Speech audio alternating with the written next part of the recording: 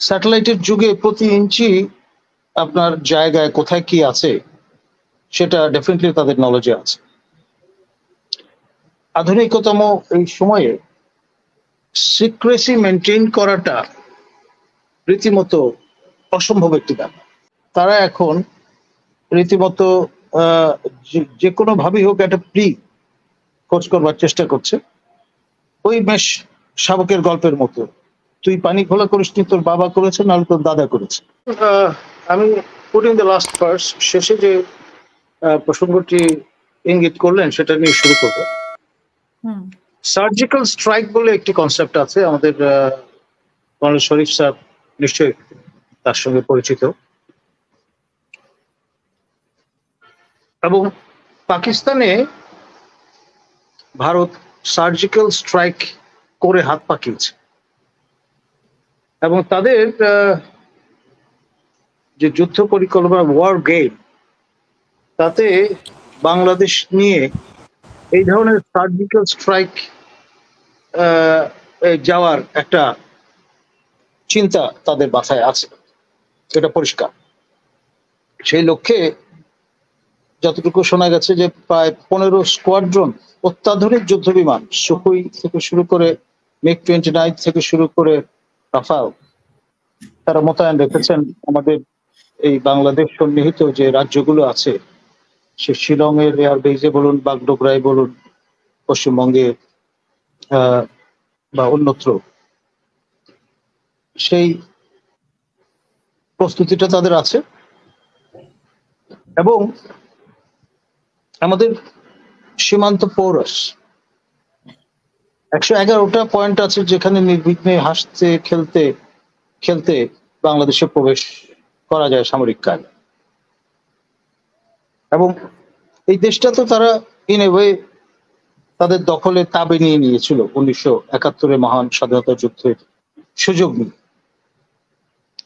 এবং স্যাটেলাইটের যুগে প্রতি ইঞ্চি আপনার জায়গায় কোথায় কি আছে সেটা ডেফিনেটলি তাদের নলেজে আছে।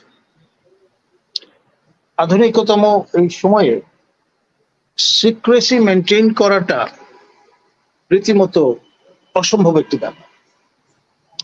আর তারা তাদের যে মাননীয় পররাষ্ট্রমন্ত্রী জয়শঙ্কর মহোদয় হাসিনা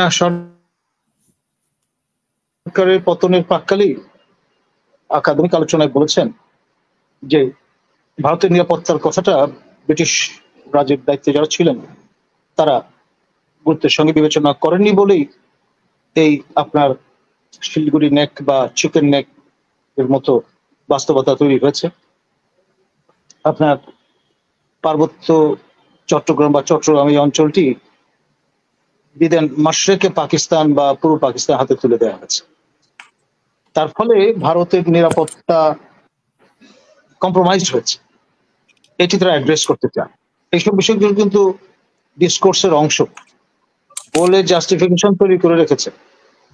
আর তারা গত 15-16 বছর ধরে আমাদের প্রতিবেশী রাষ্ট্র তাদের সবগুলো ডিম হাসিনার বাক্সে রেখে দিয়েছে।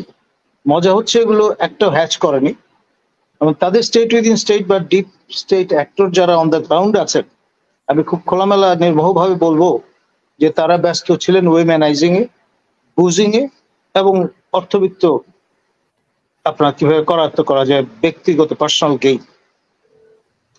এবং এগুলো নিয়ে তাদের ইনভেস্টিগেশন হয়েছে এবং অনেককে তারা এখান থেকে উইথড্র করে নিয়ে গেছে। কিন্তু যা সর্বনাশটা ভারতের, মানে আপনি যদি তাদের দৃষ্টিকোণ থেকে দেখেন সেটা কিন্তু হয়ে গেছে।